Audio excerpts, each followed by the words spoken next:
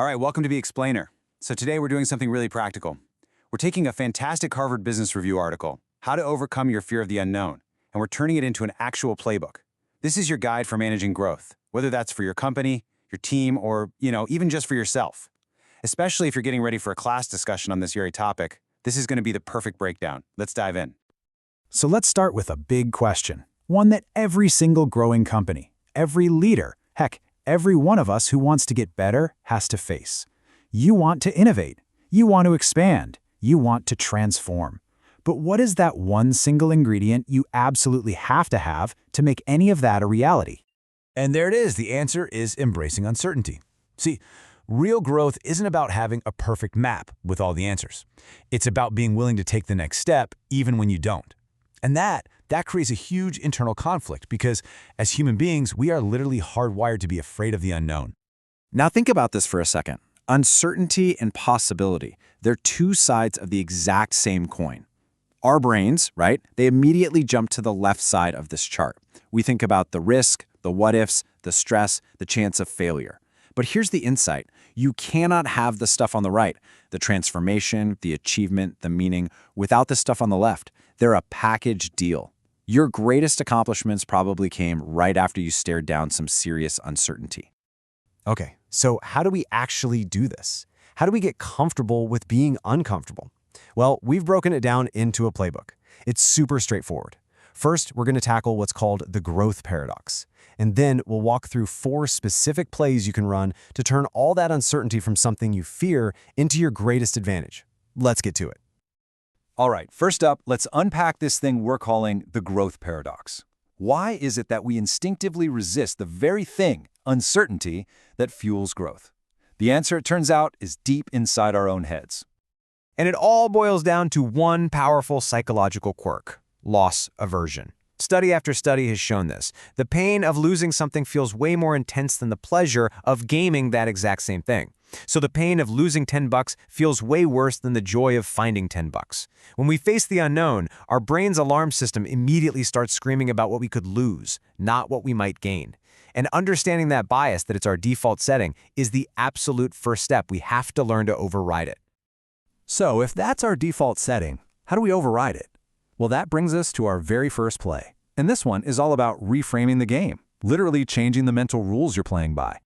This is a really cool idea from a philosopher named James Cars. He talks about infinite games. Think of a football game. That's a finite game. It has clear rules, a time limit, a winner, and a loser. It ends. But an infinite player sees the game itself as flexible. They aren't just trying to win the game. They're trying to keep the game going, to evolve it. And for them, uncertainty isn't a bug. It's a feature. It's what creates all the new possibilities. And you know who embodies this? Yvon Chouinard, the founder of Patagonia. This quote just nails it. He didn't want to just win the old apparel industry game. He wanted to invent a whole new one. I mean, look at what they actually did. This is a fantastic case study for any discussion. Imagine you're in a recession, everyone's cutting costs, and you decide to switch to more expensive organic cotton. It sounds crazy, right? A finite player would never do that.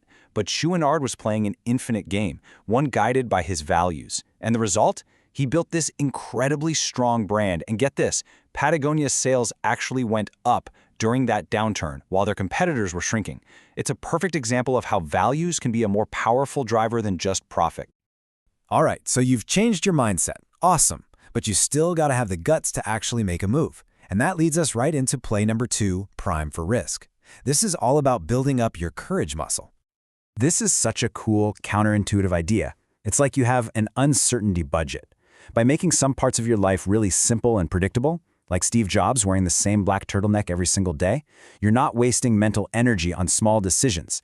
That frees you up to tolerate huge amounts of risk and uncertainty in the areas that really matter, like your business. And here's another key point. Not all risk is created equal. You have to know your own risk profile. Are you comfortable with financial risk but terrified of social risk, like public speaking? The author of the article tells a great story about how he thought he was risk-averse, but his mentor pointed out he was just avoiding financial risk. Intellectually, he was taking huge risks all the time. Knowing where you're strong and where you're weak is crucial. And get this, you can literally train yourself to handle more risk. This guy, Pete Colloway, He's facing this huge, scary career move to a tiny startup called Sonos. Now, he was naturally afraid of physical confrontation, so what does he do? He takes up kickboxing. By forcing himself to face a physical risk, he built up what he called his courage muscle, and that made the business risk feel way less intimidating. It's an amazing story. Okay, mindset's reframed, courage muscle is primed. What's next? Action. But not just any action. That's play number 3. Take small steps. When you're facing massive uncertainty, you don't need a perfect plan. You need to experiment. And the story of Rent the Runway is the perfect example of this. The idea of renting designer dresses online was huge and totally unproven. But they didn't write a 100-page business plan. Nope. Their first step was tiny. They just borrowed some dresses, set up a pop-up shop on campus, and watched to see if women would actually rent them. That small experiment proved their entire business model. You conquer massive uncertainty, one small, learnable step at a time. So what's the compass you use to guide these small steps? The article makes this really smart distinction between focusing on goals versus focusing on values. A goal, like hitting a revenue target, is binary. You either do it or you fail. And that can be paralyzing. But when you're guided by your values, like building something beautiful or treating people right, success is defined by your actions every day. That gives you the freedom to act, even when the outcome is totally unknown. And David Heinemeier Hansson, the co-founder of Basecamp, lived this. When Apple threatened to kick his new app, Hey.com, out of the App Store, a goal-focused person might have just given in. But his values were about fairness and fighting for the little guy, so he fought back, publicly. And that fight turned into the best marketing campaign he could have ever hoped for. His values gave him the freedom to go all in. All right, we're almost there. You've got the mindset, the courage, the action plan, but let's be real. When you're dealing with the unknown, things will go wrong. You're going to have setbacks. That's where our final play comes in. Sustain the drive. This is all about resilience. Look, failure stinks. It just does. But the key isn't to avoid it, it's to reframe it. And the article gives us this awesome little toolkit, 4 lenses to look at any setback. Instead of seeing a brick wall, you can ask, what can I learn here? Or what do I still have to be grateful for? Maybe it's just, you know what, the timing was off. And my favorite is the challenge lens. This obstacle is what makes the story interesting. It's how the hero becomes the hero. And if you want a story about resilience, wow. Just look at Joss and Allison Skates. Their jewelry business faced bankruptcy, the global financial crisis, and a cancer diagnosis. I mean, just an unbelievable string of disasters. What kept them going? They anchored themselves to what was truly meaningful, their family. That purpose gave them the strength to navigate all that chaos and eventually rebuild their business into something even more special. And that's it. That is the playbook. 4 really powerful, practical plays for turning that fear of the unknown into your biggest asset for growth. So let's quickly recap them. So let's just run through them one last time. Number 1, reframe the game. Stop thinking win-lose and start thinking infinite. Number 2, prime for risk. Create stability in your life to build that courage muscle. Number 3, take small steps. Learn by doing and let your values be your guide. And finally, number 4, sustain the drive. Reframe those setbacks and connect to what really matters to you. Okay, so now it's over to you. I want to leave you with a question to think about, especially if you're going to be hashing this out in class or with your team.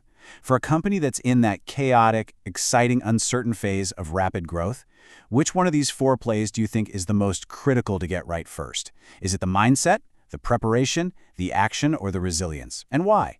Give that some thought. Thanks for watching The Explainer.